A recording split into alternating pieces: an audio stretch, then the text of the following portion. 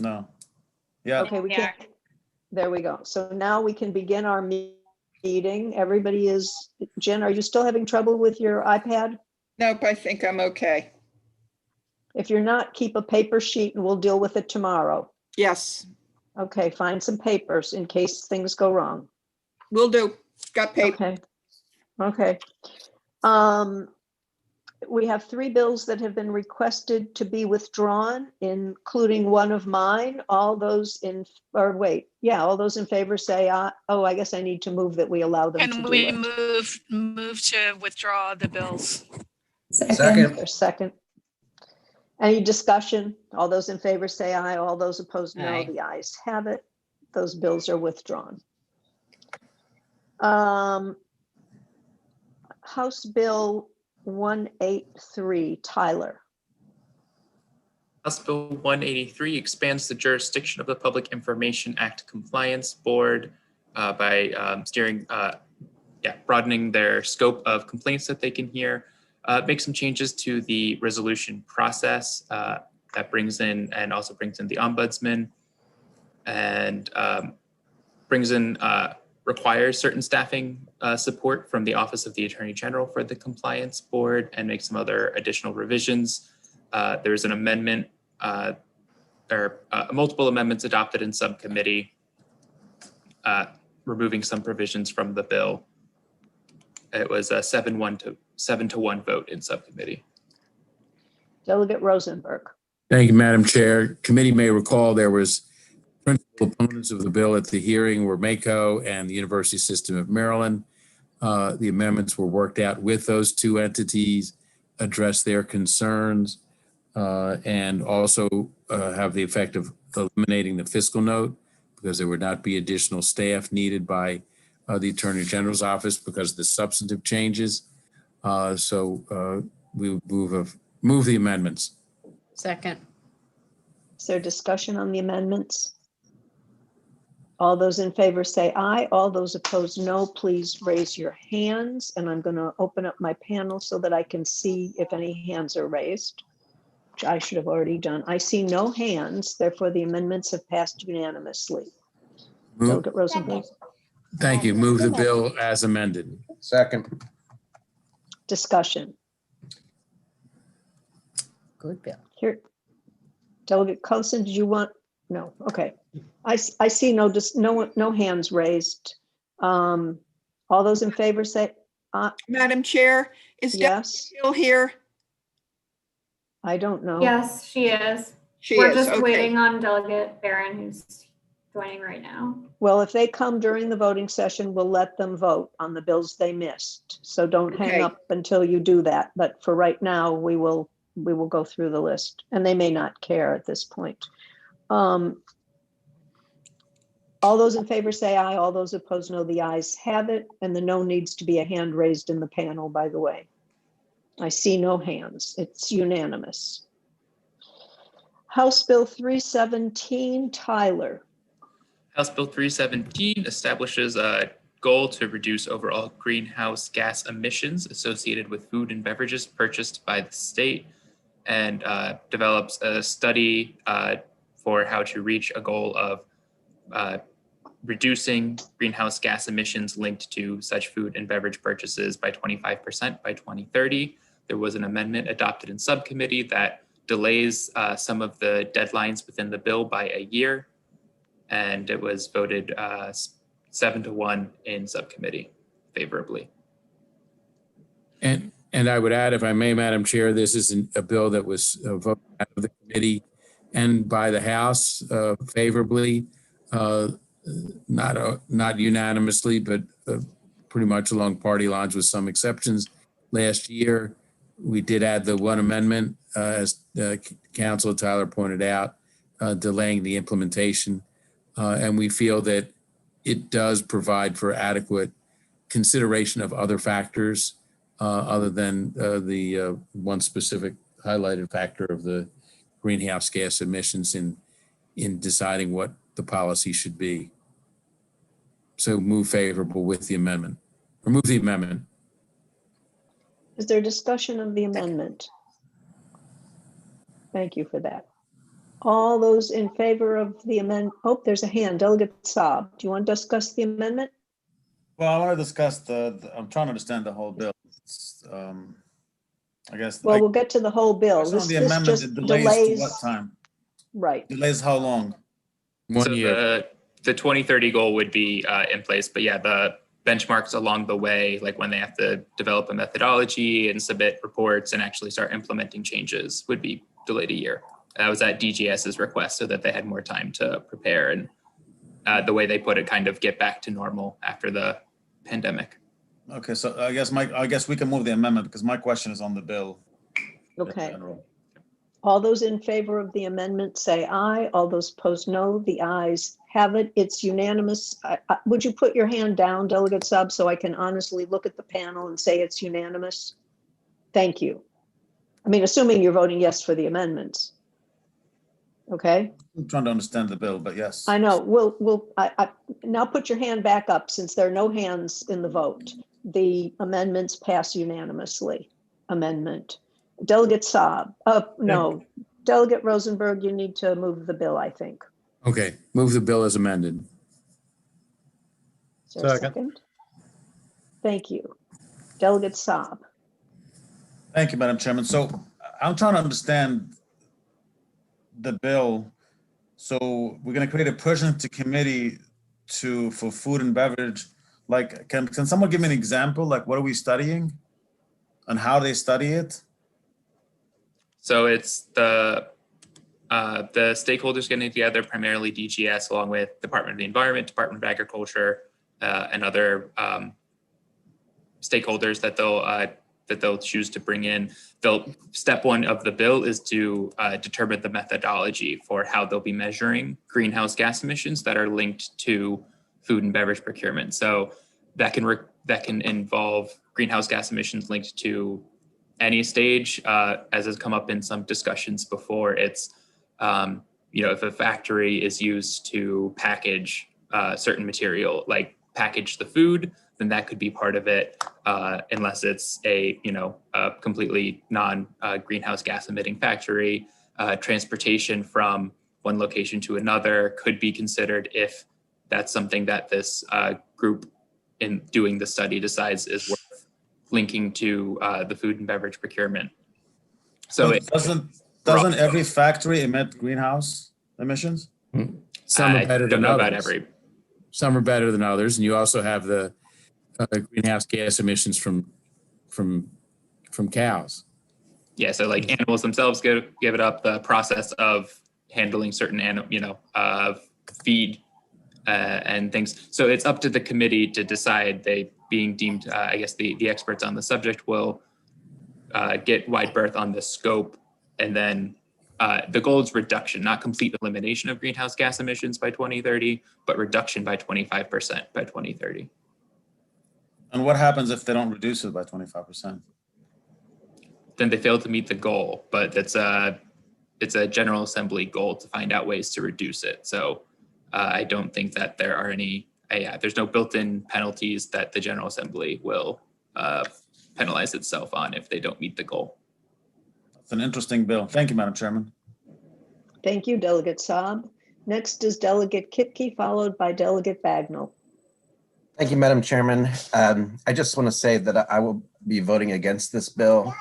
I worry that things like cheese would be reduced, and while cheese may be good or bad for you, it's certainly good for your spiritual and mental well-being. At least it is for me. But in all seriousness, I just think, the goal of reducing greenhouse gases is great. There's really impactful ways of doing it. If I were in charge, I think we would all go to nuclear. But in terms of the food that we're consuming, I like the idea of locally sourced foods, but I wouldn't want soy and things like soy to take the place of things like cheese for the purposes of reducing greenhouse gases. So for that reason, I am against this legislation. Thank you. Thank you. Delegate Bagnall, followed by Delegate Chisholm. Thank you, Madam Chair. I was just wondering about the opposition from the Farm Bureau. because I do understand their concerns that there are greenhouse gas emissions just in the process of farming itself, and if there was any dialogue between the Farm Bureau to address their opposition, or if you think that is part of the work of the commission.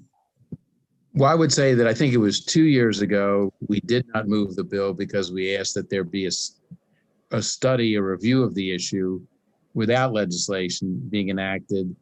And the department, I think the Department of Ag and DGS had agreed to that and then backed out of it because of pressure from the Farm Bureau. So and then we passed the bill out of committee last year and out of the House and never got acted upon in the Senate last year. So that has been, at least to that extent, the nature of the conversations with the Farm Bureau. But I think they are aware of the options that are available to them as a growing business, in terms of reducing greenhouse emissions. And this is to further that. Thank you. Thank you. Sure. Looks like Delegate Chisholm is at the top of the list, then Delegate Krebs.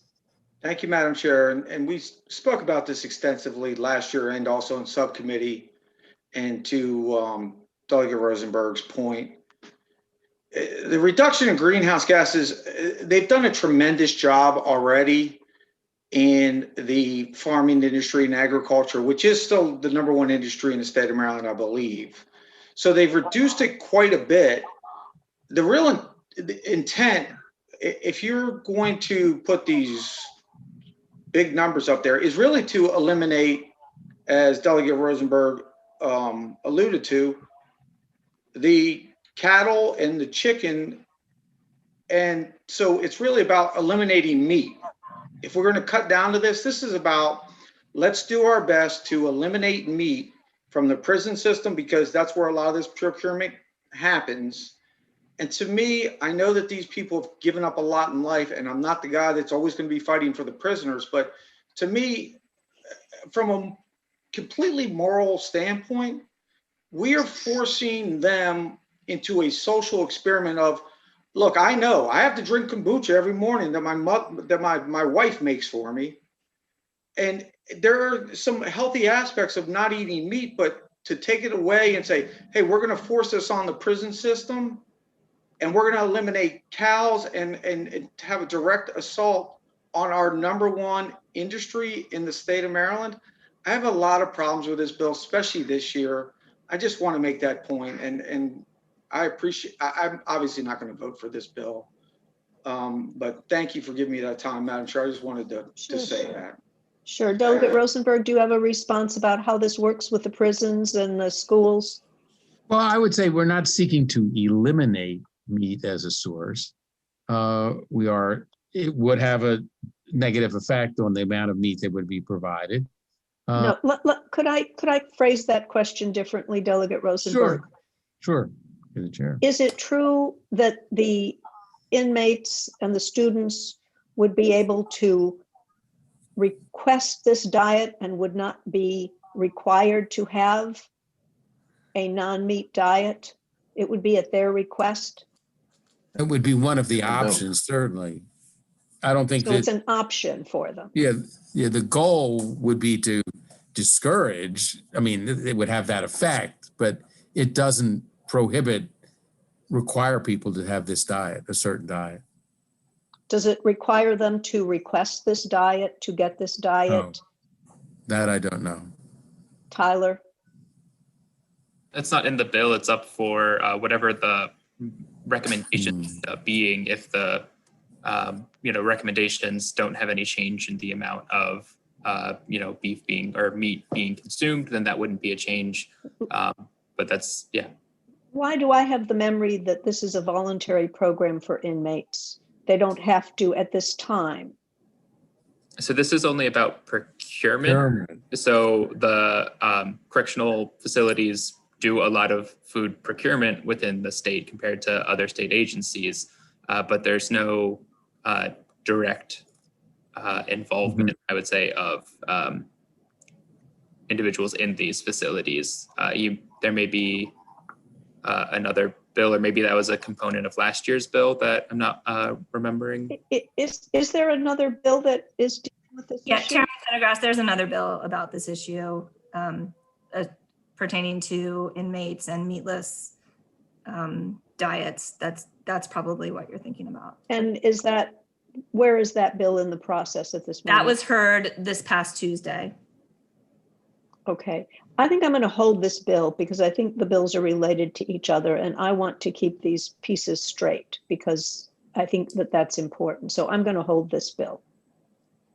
Okay, Fine.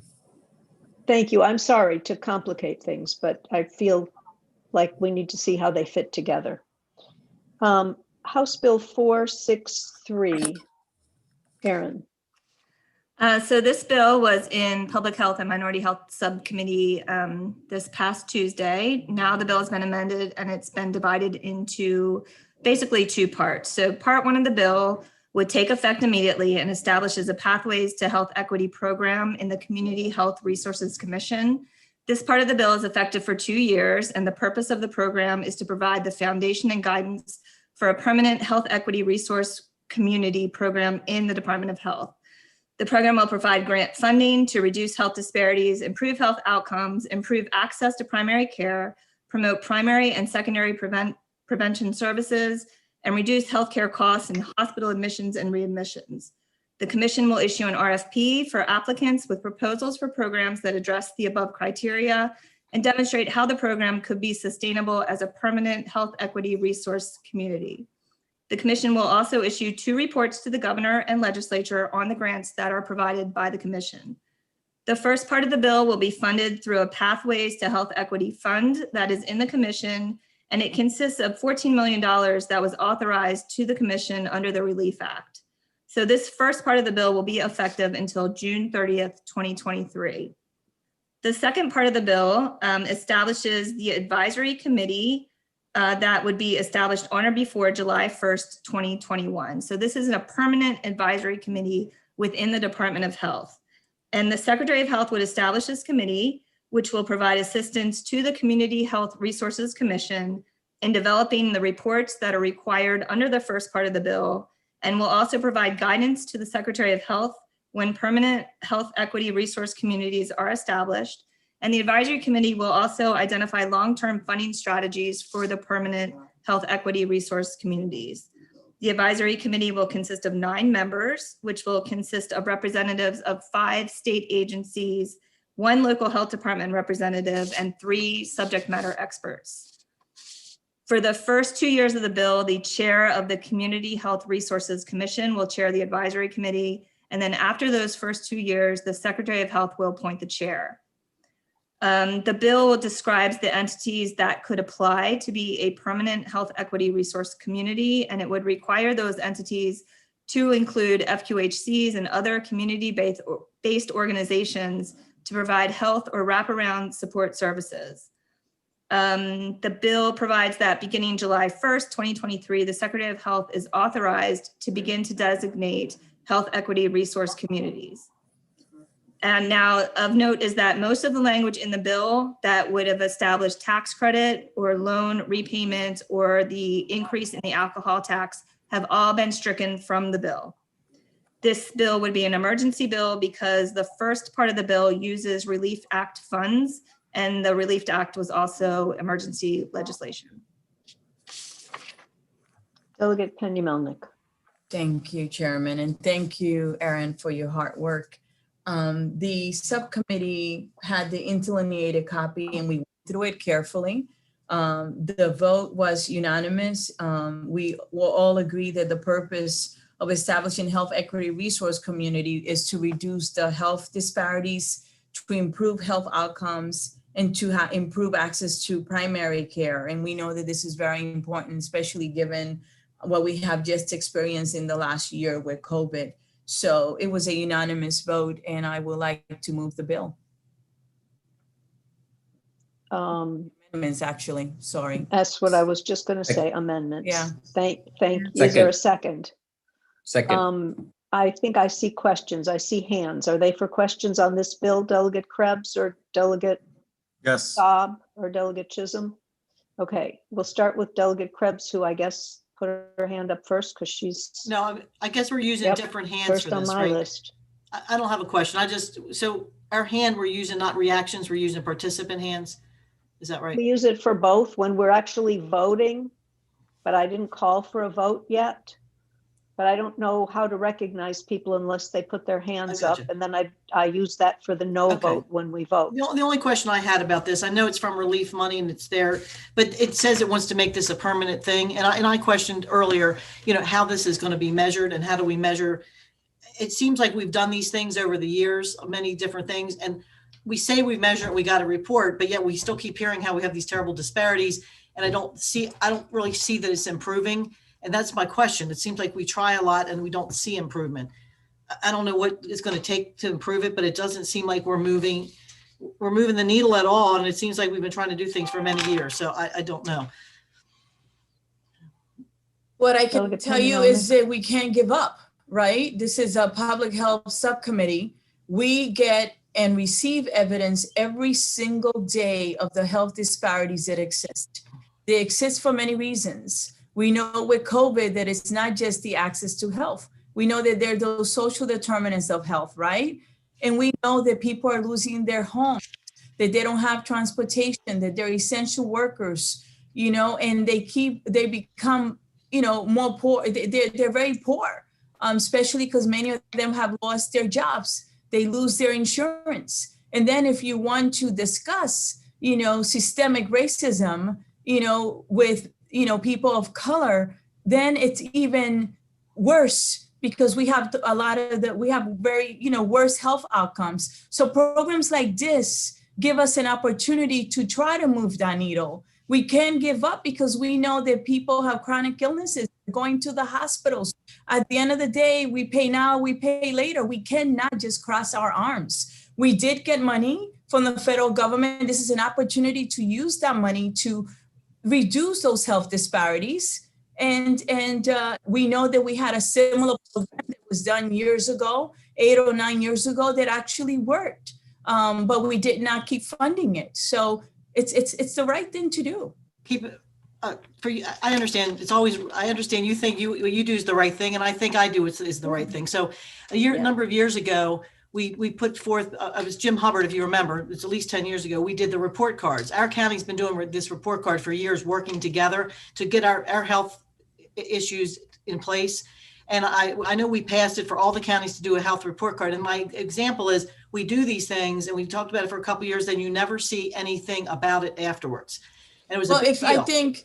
If I may, you voted on today, I don't know if you voted, but one of the bills that this committee passed this year, House Bill 78, requires a state report card. We did that years ago with Jim Hubbard. We stopped doing it. The Department of Health stopped doing it. I think the last report card was like in 12 or something like that. We have not done it. And for us in our county, we do it. We have our own report card, and they use that statewide report card based on what we had done with Johns Hopkins University. We still do it. We started it 20 years ago. It's very, very successful in our county. We've made huge inroads, whether it's smoking or there's lots of different things on there. But we passed that, and then it just sort of disappeared. And that's my frustration is we do a really good thing, and then it just sort of piddles away. In our county, we try to be consistent. And we won't, none of this will apply to my county, but we try to take the bull by the horn in our county and move these issues forward, working with the hospital and the local management boards. And we have made a lot of progress in our county using the report card that we put in place many, many years ago. And it's just sort of, I guess that was the flavor of the day back then, and it's disappeared. Well, again, the Department of Health has not done that report card. The last one I saw on the website, Delegate Krebs, was like 2012. We did pass a bill today. We got an opportunity to vote on third reader that would actually require that report card. So I think that we are going to make improvement. I know I'm going to be checking on it. We can pass these bills and not have them be. And I'm going to just my suggestion is, in our county, we take it on and we do it. And we keep blaming stuff the state didn't do the report card. Well, you don't need the state to do the report card. We can do our own report card. We got the report card there. Our county continues to do a report card, and every year we focus on 2 or 3 things on that report card, and the whole county works on it. And I would suggest that if we would try to take responsibility for, our own communities and doing these things, maybe we'd have some success. Because I don't know about that because we have 24 different jurisdictions, Delegate Krebs, just like with the vaccine, we didn't have a centralized system of doing it. Every single county, maybe yours is doing it better. Every single county is having a very difficult time with the rollout because it's not consistent. There's some things that you could do that way, but some things you cannot. Okay. In this instance, with health disparities, we need to be consistent and we need to keep, improving and fighting for it.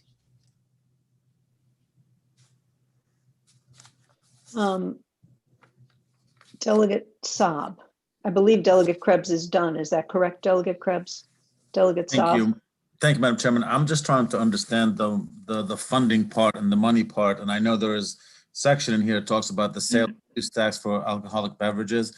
So how are we paying for it? And I know there's like some CARES money that covers it. Can someone explain to me just? Yes, the $14 million, Delegate Saab, is coming from the Relief Act fund, which are the federal money that we got. No. The alcohol and tax, all of that is out of the bill. So disregard that. It's no longer in the bill. It will be funded with Relief Act.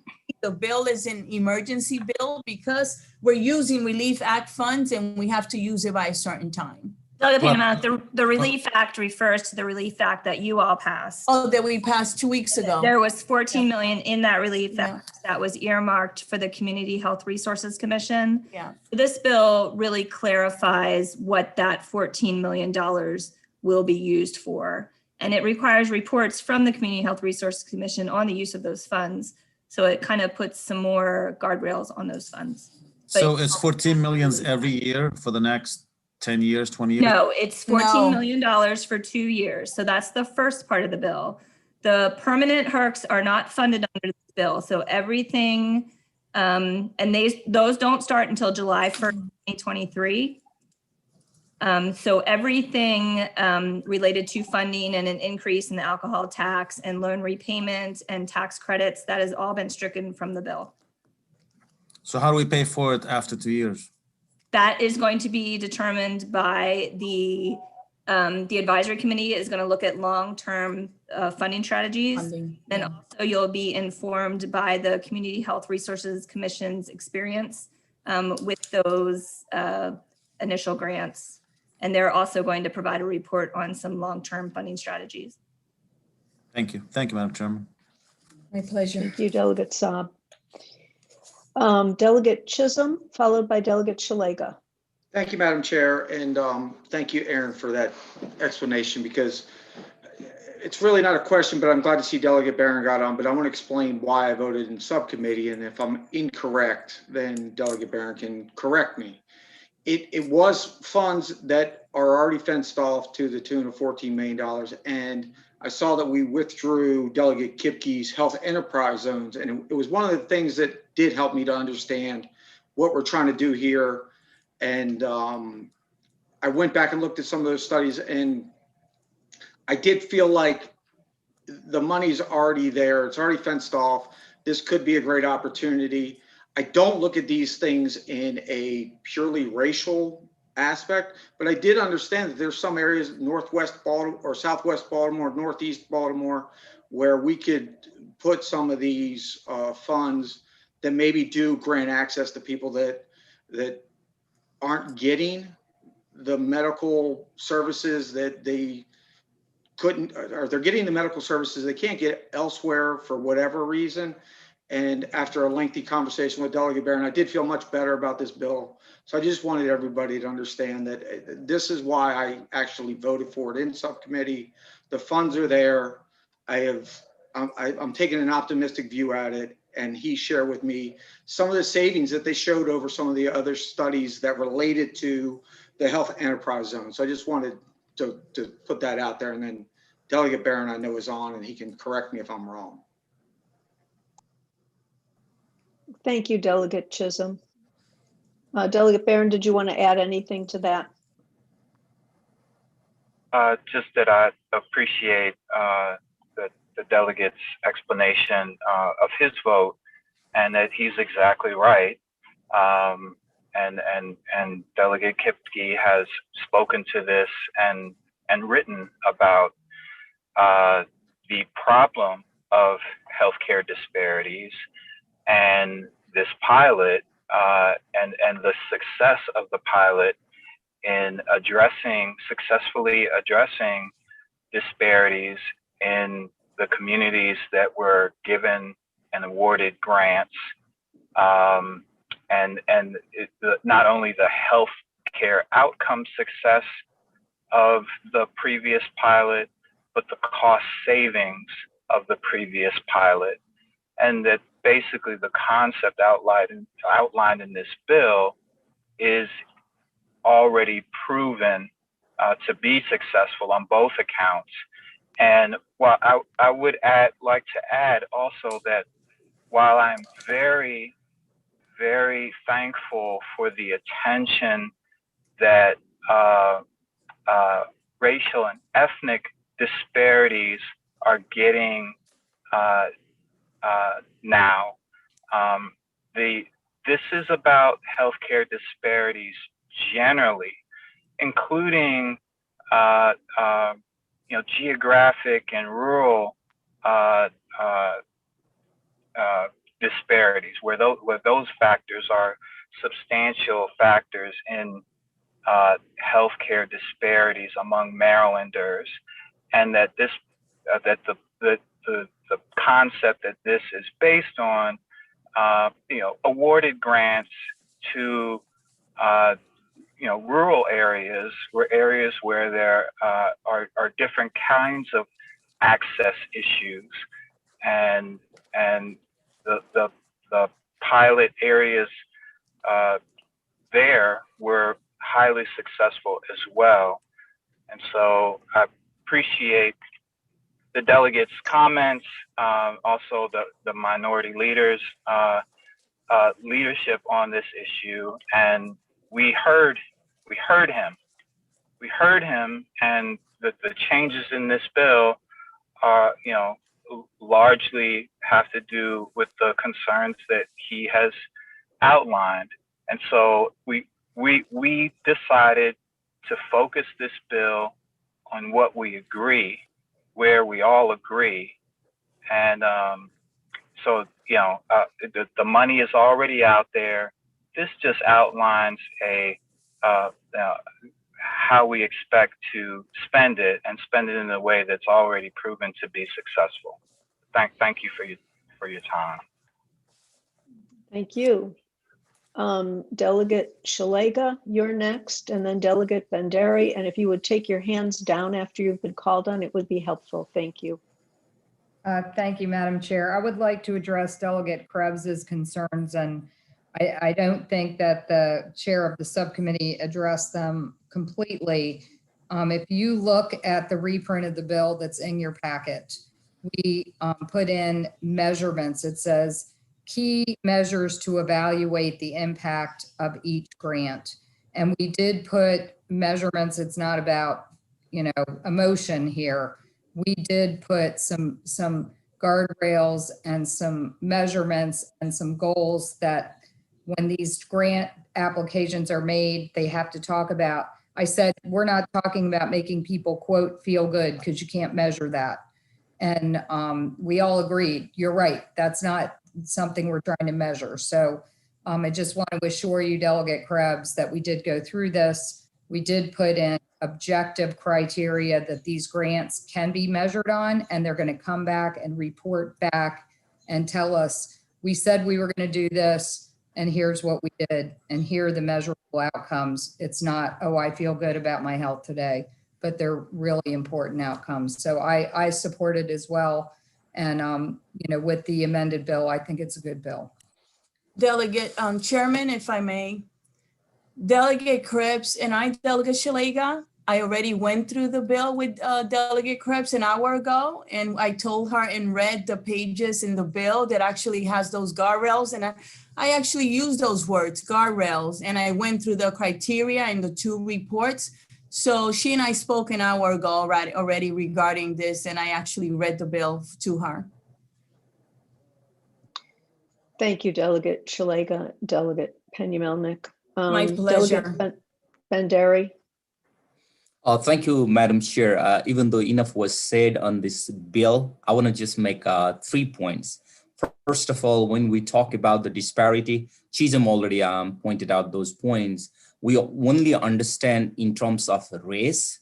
And looking at this bill, I believe that, this bill will address those health disparities adversely affect groups like who systematically experience greater obstacles, not only with the race, but religion, socioeconomic status, gender, age, mental health, cognitive, sensory, like physical disabilities, sexual orientation, gender identity. So sometimes that's the point I want to make. And sometimes we just understand in terms of the race, like when we call about the diversity, there are the diversity not only of race, but diversity of ideas, diversity in technology. That's all I wanted to add my points, and it's a great bill. Thank you, Delegate Banderi. Delegate Rosenberg, followed by Delegate Krebs. I would just say that on the issue of equity in a whole host of areas, the world has changed since we were last here. And this bill reflects that. And it is a good thing that the world has changed. And that is going to be of long lasting change. And this bill helps us move in that direction. Thank you. Thank you, Delegate Rosenberg. Delegate Krebs, is this your second bite at this apple? It is. I just want to thank Delegate Barron for explaining this in a way that was understandable. It wasn't just about do the right thing. It was explaining what was really going on. And also, I also appreciate that he is acknowledging that we have other problems in rural areas with access to care. It's not always just about the same folks, because I feel like no one ever seems to care about the rural areas. And we have issues of poverty, and we have issues of access to healthcare and issues too. So I appreciate Delegate Barron's explanation and consideration of all Marylanders, and not just seeming like it's always focused on the same people that we keep doing the same thing for. And I appreciate the guardrails that have been put in, and we need to have some outcomes for this for all Marylanders in all parts of the state, for all color. Thank you, Delegate Krebs. Delegate Kipke, if I could put sponsors' names on bills, I would put you second on this bill. And we thank you for the work that you did on this, but I can't this year. I'll try to make it up next year. Okay. Oh, the amendments passed, right? No, I moved the amendment. We have not taken a vote. Oh, okay. Delegate And you have a Lewis, I question see from your Delegate hand up. Lewis. Yes. Thank you, Madam Chair.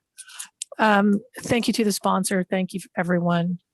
I know, Madam Chair, as you just expressed, there's a kind of rule this year not to add sponsors.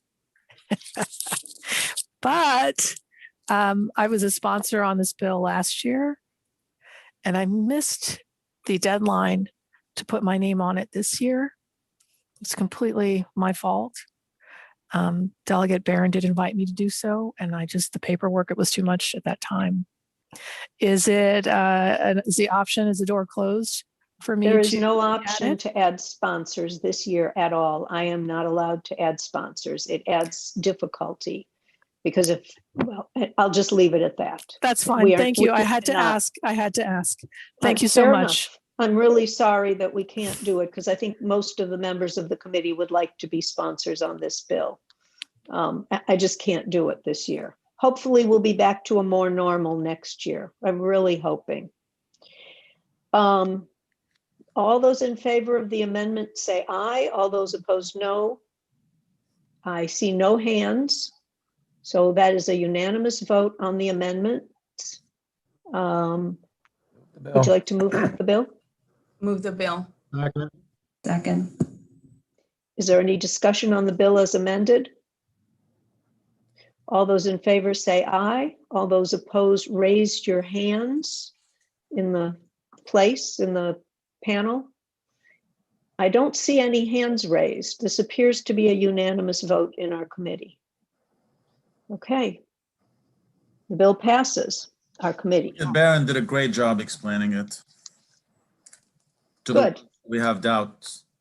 Yeah, Good. not only that, he did a good job working it. He worked with all the stakeholders. So Yes, when he did. it came to us, it was actually in good shape. It's a good way to learn. We have a whole committee of good people who work hard and try to get these things to be the best that they can be. And so thank you. And thank you, Delegate Barron, especially at this point. We're now going to move on to House Bill 604. Tyler? House Bill 604 will require that a funeral establishment or crematory that has the cremated remains of a veteran or eligible dependent after, if unsuccessfully working with appropriate veterans organizations, will contact the Department of Veterans Affairs and transfer the cremated remains to the department for appropriate final disposition. It was a unanimous vote with no amendments in subcommittee. Move the bill. Second. Does the subcommittee chair have anything to say? I support the sponsor moving the bill. It was a great discussion. Move the bill. Okay.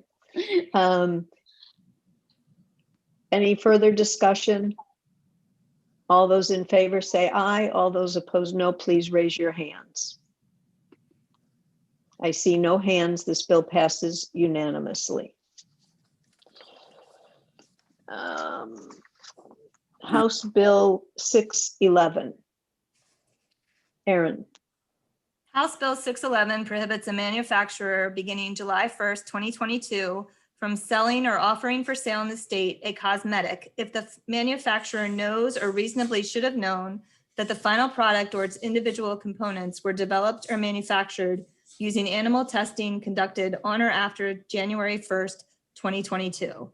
This bill was in the last voting session. It went back to Public Health and Minority Health Disparities Subcommittee this past Tuesday, and there are no amendments, and Delegate Pena-Melnick can take it. Delegate Pena-Melnick. Yes, state law is silent regarding cosmetic animal testing. The bill incentivizes companies to continue the trend of replacing animal tests with better human relevant science. It also provides industry with the regulatory alignment it seeks, so their industry is actually in support of it. We received a letter from the Retailers Association dated March 8th in support of the bill, and so are the manufacturers. They feel that they want the bill passed because 3 other states have done it.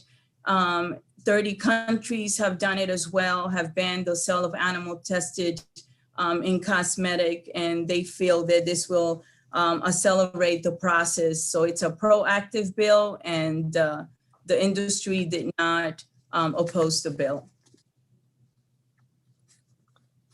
Are there amendments? No amendments.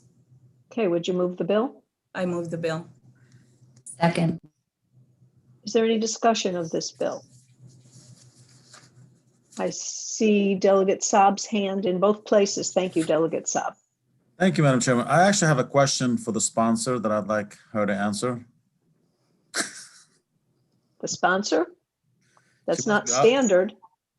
Well, she's operating on somebody, but no, actually, my real question is that, so there's no penalty, but it's, right now, it doesn't prohibit them if they sell products or cosmetic that is tested on animals? State law is silent regarding cosmetic animal testing presently. So with this bill, what changes? It will prohibit. One that's selling it, not manufacturing it. It would prohibit, that's right, it will prohibit the cosmetic animal testing. Okay, thank you, Madam Chairman. My pleasure. Are there penalties in the bill, Delegate Pena-Melnick?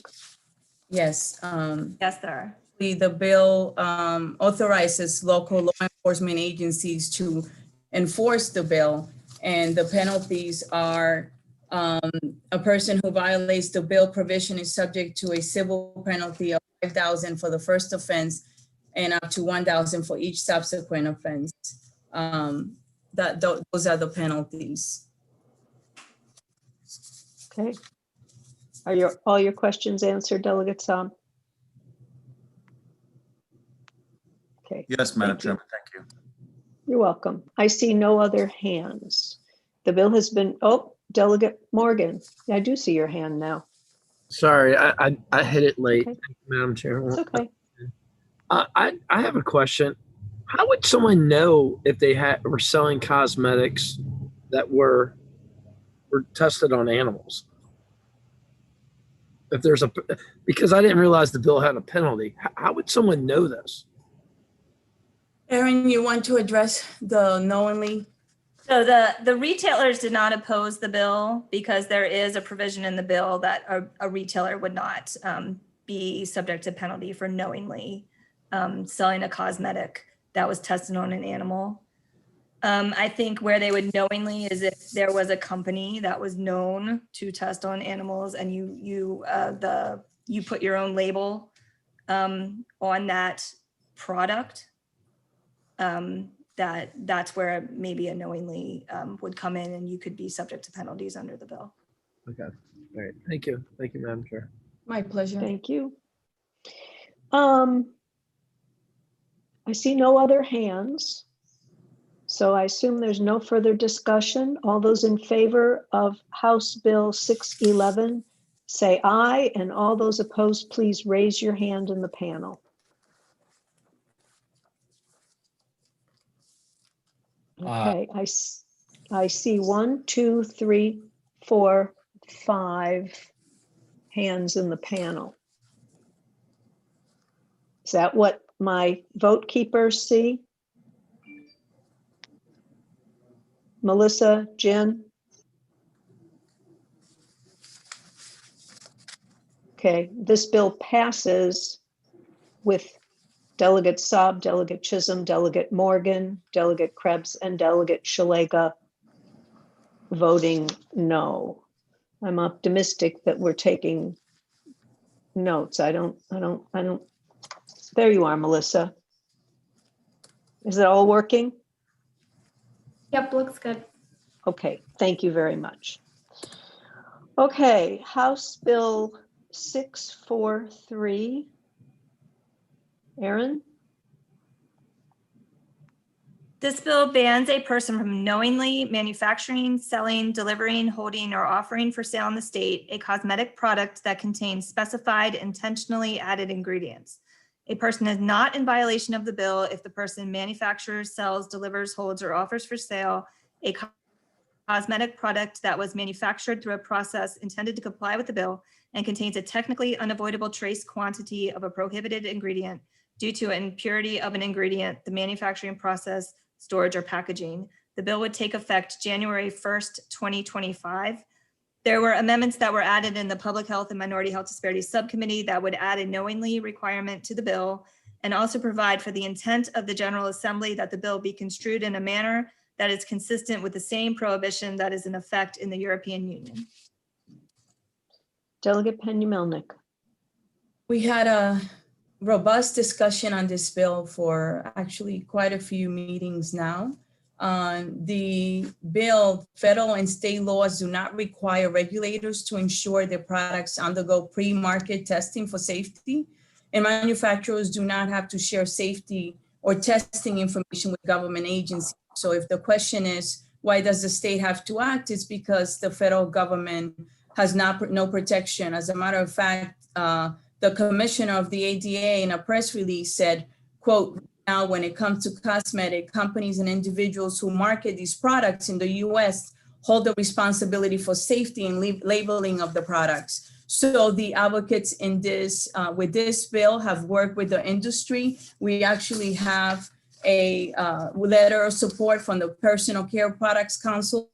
The Personal Care Product Council is the leading national trade association that represents the global cosmetic and personal care product industry. They represent over 600 member companies as well. And they have worked with the advocates and have actually they like the language.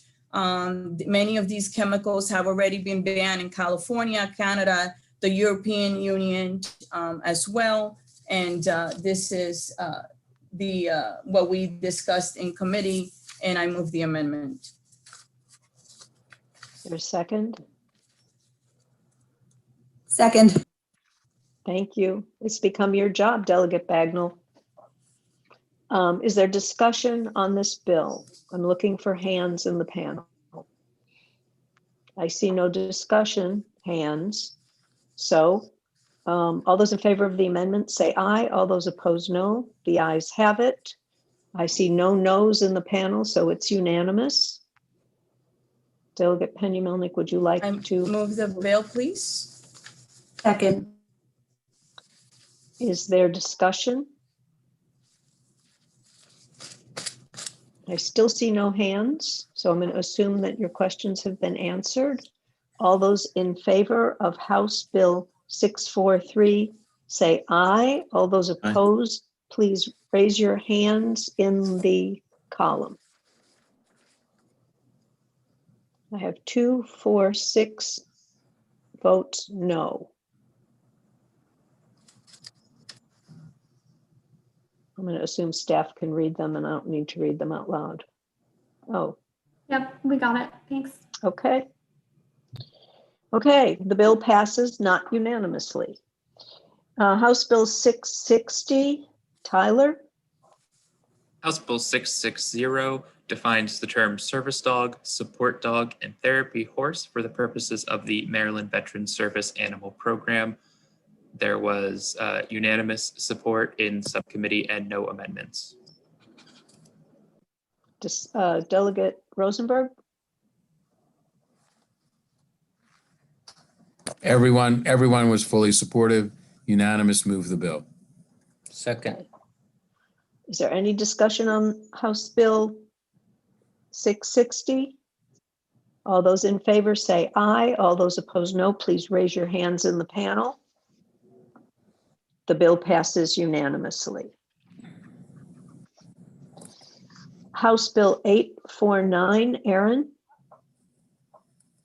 As amended, House Bill 849 prohibits a healthcare provider or a representative of the healthcare provider from charging a fee for providing copies of a medical record requested by the patient's personal representative, or an employee or other representative of a nonprofit legal services entity or other volunteer or nonprofit program representing the patient, and that will be used for the purpose of filing a claim regarding or appealing a denial of Social Security disability income or Social Security benefits. With these amendments, that is all that the bill does. The bill as introduced was stricken. And this was in the Government Operations and Health Facilities Subcommittee. Delegate Rosenberg. Oh, I'm sorry. It was in Public Health. I'm sorry, I should have looked at my list. Delegate Penny-Melnick. Thank you. As amended, this bill basically gets rid of a fee. So everybody was in support. I move the amendment. Second. Any discussion on this bill? Or the amendment, excuse me. All those in favor say aye. All those opposed, no. The ayes have it. Would you like to move the bill? It seems to be unanimous. I move the bill, please. Second. Thank you. Is there any discussion on the bill as amended? All those in favor say aye. All those opposed, please raise your hand in the panel. I see no one opposed. This bill passes unanimously. House Bill 871, Tyler? House Bill 871 merges the Procurement Improvement Council and the Council for Procurement of Health, Educational, and Social Services, and requires the Procurement Improvement Council to provide a forum for discussion on certain reporting requirements, and then submits a report to the General Assembly after a year. Yeah, Delegate Rosenberg? This would streamline the work that these two entities do. No objections were raised. I move favorable. Is there a second? Second. Second. Second. Thank you. Is there any discussion on this bill at all? Seeing no hands raised, all those in favor say aye. All those opposed, no. Please raise your hand in the panel. I see no hands. This bill passes unanimously. House Bill 881, Hopwood. This bill requires within 24 hours after receiving a complaint, certain facilities to report complaints of sexual abuse and sexual harassment to the Behavioral Health Administration and the Office of Healthcare Quality, the Child Protective Services Unit in the Department of Human Services if the complaint involves a minor, and the state designated protection and advocacy system. The bill requires certain facilities to implement specified actions related to the prevention of sexual abuse and sexual harassment. Among other actions, a mental health facility must develop and implement policies and procedures on making and responding to allegations and complaints of sexual abuse and harassment, and adopt a written protection plan as part of a patient's treatment plan. There were amendments that were adopted in the Government Operations and Health Facilities Subcommittee that provide that the requirements of the bill apply to a licensed residential treatment center, a state facility, or a hospital with a separately identified inpatient psychiatric service. And the amendments require the Behavioral Health Administration and the Office of Healthcare Quality to collaborate to develop and implement a uniform reporting system to be used by facilities. Madam Chair, Delegate Rosenberg. the amendments are a consensus, all parties involved. This was unanimous and important public health advancement. So move the amendments. There was no debate. I think I heard a second. Thank you. I thought it was you, Delegate Cullison. All those, is there any further any discussion?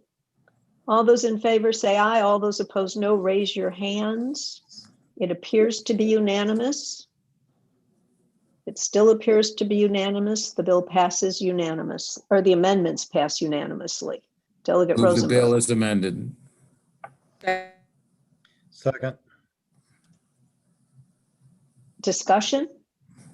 All those in favor say aye. All those opposed, no. The ayes have, all those wanting to vote no, please raise your hand. I see no no's in the panel. The bill passes unanimously. Next is House Bill 970. Lisa? House Bill 970 enters Maryland into the Psychology Interjurisdictional Compact for Psychologists. There was an amendment considered and passed by the Health, Occupations, and Long-Term Care Subcommittee that made the bill an emergency measure. Okay. Delegate Kelly? Unmuting, sorry. Thank you, Madam Chairman. So this bill passed the subcommittee unanimously, so did the amendment. We put the amendment on because we did the same thing for the counselors, the licensed counselors compact that we did last week at the request of the administration. So we thought we should treat behavioral health providers similarly.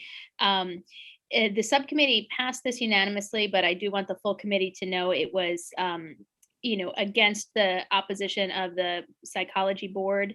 We discussed this for multiple weeks. We went through all of their concerns that they raised. I think I can speak on behalf of the committee that we addressed all of the concerns that they raised. We felt pretty strongly that that we should be moving forward in this direction, and that we should move this direction, even though it's not something that the board was comfortable with doing right now.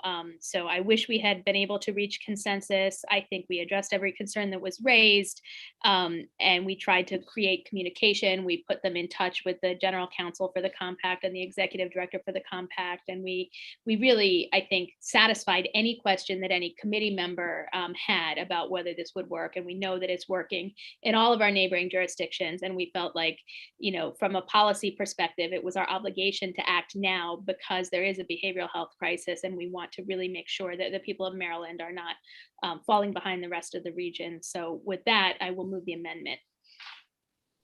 Okay, so I heard a second. Is there any discussion on the amendment? All those in favor say aye. All those opposed, no. Please raise your hand. I see no hands in the column. The amendment passes unanimously. Move the bill as amended. Second. Discussion? All those in favor say aye. All those opposed, please raise your hand. Seeing no hands in the column, this bill passes unanimously. We cannot vote on 1003 today because we need to wait for appropriations to act. We were a little premature. We thought we'd have it, but we don't. So I'm going to hold 1003. House Bill 1022. Aaron? This bill requires a nursing home on request of the Department of Health to electronically submit clinical information to the state designated exchange for certain purposes. The exchange may provide the information to specified entities, and if approved by the Maryland Healthcare Commission, the information may be combined with other data maintained by the exchange to facilitate a state health improvement program, mitigation of a public health emergency, and improvement of public safety. There were amendments that were approved by the Health Occupations and Long-Term Care Subcommittee. These amendments define electronic healthcare transactions and require electronic health networks to be certified by the Maryland Healthcare Commission. The amendments clarify that the information submitted by a nursing home under the bill may only be used to facilitate the objectives of the bill and may not be used for any other purpose. The amendments provide that an electronic health network may not charge a fee to a health payer for providing the information that's required under the bill. Delegate Penny Melnick? That actually came to me. Sorry, Delegate Kelly. No, it's okay. We had Aaron on this one. So this bill, the subcommittee also really liked. We spent a lot of time discussing it because, as you could tell from the description, it's kind of technical, but it's one of those bills that is really going to take the lessons that we learned at the beginning of COVID and make sure we don't fall into that situation again. It's going to give us great access to public health data when we need it, and it's going to improve care coordination. So I think it's a great bill. I think the subcommittee agreed. We passed the amendments unanimously and the bill. So I move the amendments. Second. Is there any discussion on the amendments? All those in favor say aye. All those opposed, no. Please raise your hands. The amendments pass unanimously. Move the bill as amended. Second. Any discussion? Seeing no hands, all those in favor say aye. All those opposed, no. Or raise your hand, not say no. It appears to be passing unanimously. I see no hands. So House Bill 1022 passed unanimously. We will now move on to House Bill 1148. Aaron? This bill requires the Department of Health, in conjunction with the Maryland State Department of Education, to report to the General Assembly on a plan to transfer administration of school-based health center grants and any related functions from MSDE to the Bureau of Maternal and Child Health in the Department of Health by October 1st, 2021. By July 1st, 2022, the governor must transfer administration of school-based health center grants and any related function from MSDE to the Bureau of Maternal and Child Health. The Secretary of Health, in consultation with MSDE and other stakeholders, must develop guidelines to support the expansion of school-based health centers. And this was in the Public Health and Minority Health Disparities Subcommittee. Delegate Penny Melnick. Thank you, Chairman. The department was present. The advocates were present. The MDE was invited but was not present. We had the following discussion. The advocates stated that school-based health center grants and any related functions, as Aaron stated, should be transferred to the Bureau of Maternal and Child Health. And they actually expressed this because they feel that it is the best home, because it will align the program of the school-based health center with public health initiatives, such as connections, families in the Women, Infant, and Children's program, such as aligning data collection and analysis with the Office of Minority Health and Health Disparities, and many other reasons. The department does not oppose the transfer. However, it stated that it wants to be the one to decide where it should go and wanted more time. After a discussion of going back and forward, I basically stated that it's really a philosophical decision of whether you felt that this program should go under the Office of Maternal Health, because it deals with public health initiatives, and not the Department of Education, And we took a vote on it. The vote was not unanimous, but the bill did pass. And I moved the amendments. Second. Is there discussion on the amendment? Madam Chair, I just would like to ask, whenever a vote in subcommittee is not unanimous, just like tell us who it was or what it was, so we sort of have an idea, not just that it wasn't unanimous. I don't remember, Delegate Krebs. Aaron, did you make a note of that? That's okay. Just in the future, it'd be nice will to. tell you one It was a second. long, the opposition was Riley, Chisholm, and Shalega. Thank you. Okay. I see no other hands up. Move the All bill. in favor of the amendment, say aye. All those opposed, no. The ayes have it. The amendment passed unanimously. I move the Madam bill. Chair, Move the bill, Chairman. Second. is there discussion on the bill as amended? All those in favor say aye. All those opposed, no. Please raise your hands in the panel. I see 2, 4, 6, 7 hands in the panel. Okay, this bill passes. Have you guys, has staff got the vote? Melissa or Jen, can one Yes. of you? Yeah, we have it. Okay, good. All right, the bill passes, but not unanimously. We'll move on to House Bill 1243. Aaron? This bill modifies and expands the required contents of the Director of the Behavioral Health Administration's annual report on behavioral health services for children and young adults in the state. The bill also requires that additional information be included in the Social Services Administration's annual report on voluntary placements agreements for children and young adults in the state. This was in Public Health and Minority Health Disparities this past Tuesday, and the vote was unanimous. There are no amendments. Delegate Peña-Melnick? It was a pretty good discussion. Everybody was actually in support of the bill. I moved the bill. Second. Thank you. Is there any discussion on the bill? All those in favor say aye. All those opposed, raise your hand. I see no hands in the panel. This bill passes the committee unanimously. House Bill 1244, Tyler. House Bill 1244 would implement a procurement preference for a certain type of concrete. And there was an amendment adopted in subcommittee that would clarify its preference for within 5% of the cost, specifically for the concrete procurement. It passed unanimously in subcommittee. Delegate Rosenberg?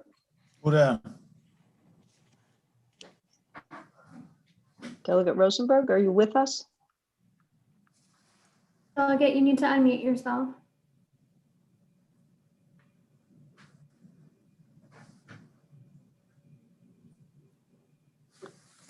Delegate Rosenberg, can you unmute yourself?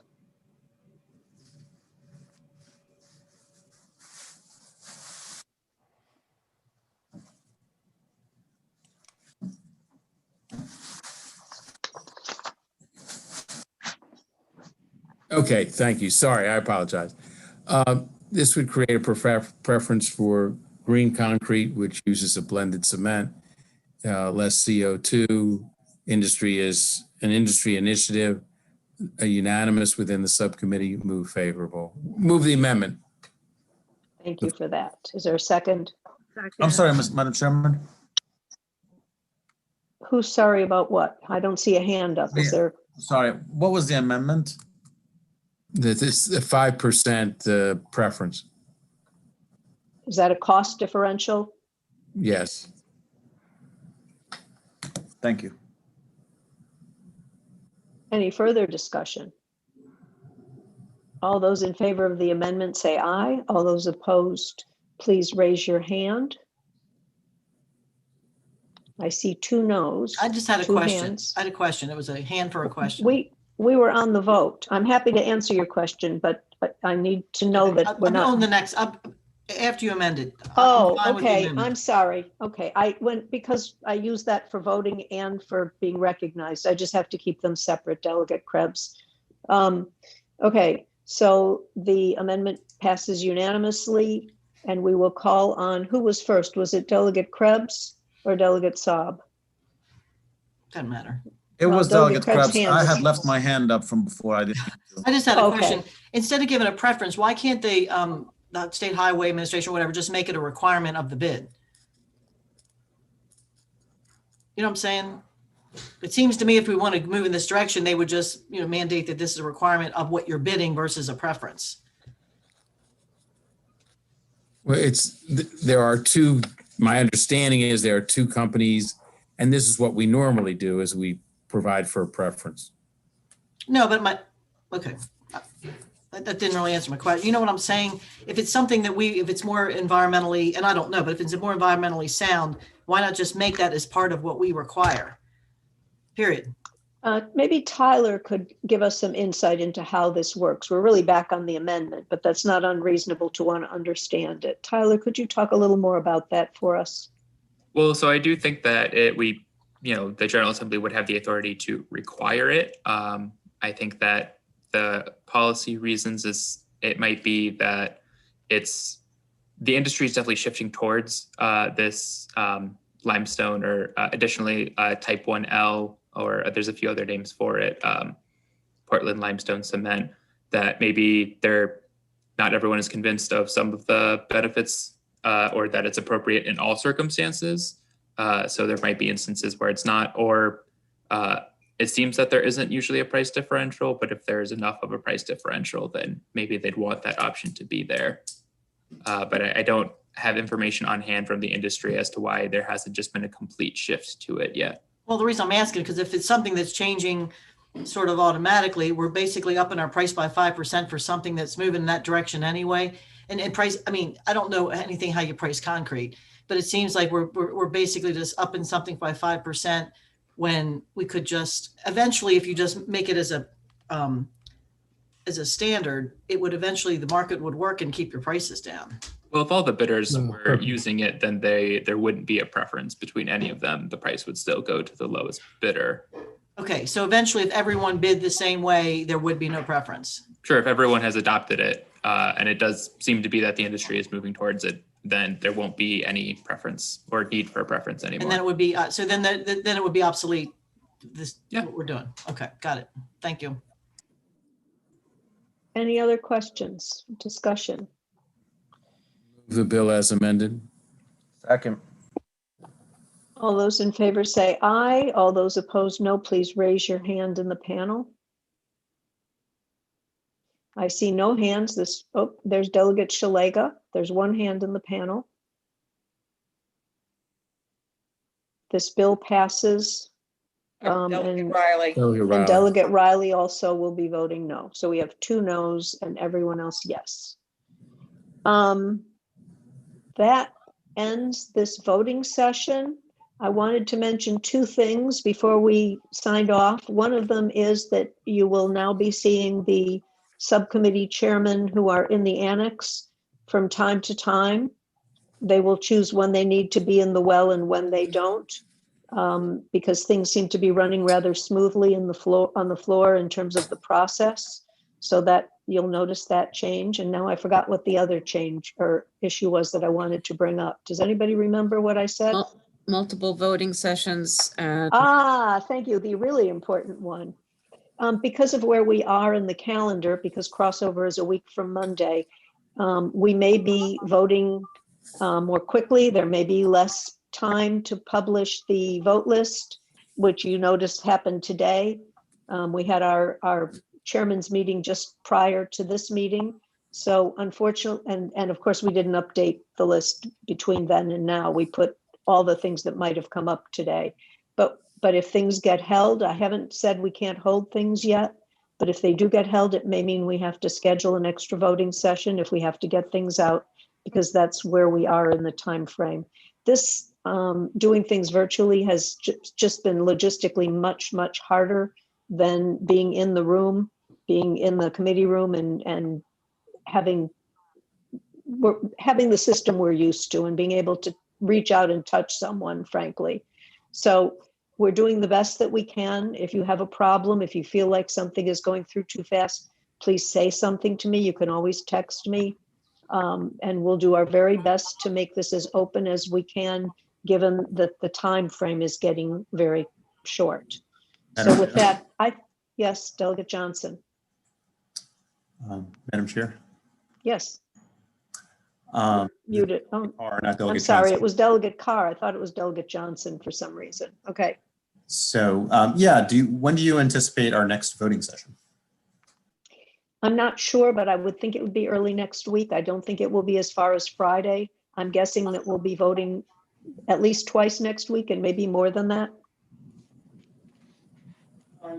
Hi, sweetheart. Okay.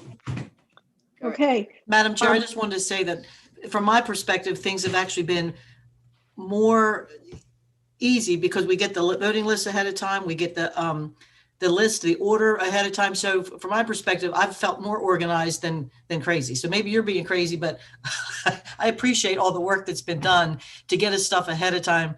And even just having the list, the order of the list for each day, it's been very helpful. So I want to thank the staff and everyone.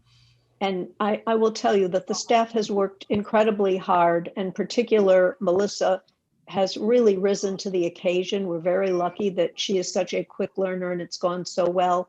But that said, we just can't do what we were doing at this point in time. I'm glad you like that. And we've always tried, I think, to do 24 hours notice.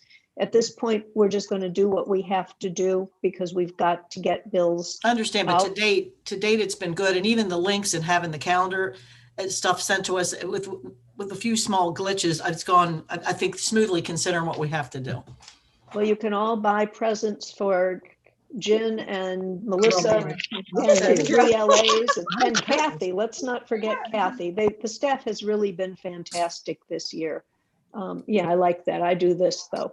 But anyway, yeah, they've really been terrific, and there's no way we could have gotten through without everything that they did. And they've been working hard and long hours. So thank you for appreciating them. It's nice that you noticed. Madam Chair, before we get off. Yes. 2 things. 1, we sell concrete by the yard. And number 2, before I jump off, I want to make sure to say happy birthday. I hope you enjoy your 40th birthday. You don't look a day over 35. I'm very proud to be as old as I am. And we'll take a rain check on the cake if Jen wants to bring it in. We missed the cake. I have banned the cake this year. We will not be sharing food in our committee or even the good company of my friends because it's not safe and it's setting a terrible example. So I'm sorry to say we will not be doing. You could wrap it in saran wrap and you could deliver it. I'll tell you what. Are you volunteering? You do it. Sure. You do Are it. you doing this year? Yeah. If you want to do it, that would be fine. I really missed the cake. It's very good. How about we very good next year? 2 cakes next year. Let's I wait can't till afford next it. year to see how things go. It's my birthday present from Jen, and it's not inexpensive because it's a very fancy bakery that makes very wonderful cakes. Glad you love it. And I will miss it too. You know my fondness for chocolate and ice cream, but we're going to have to stuff it up and be big boys this year, and we'll get on. Thank you, everybody. Have a wonderful weekend. Thank And I'll you.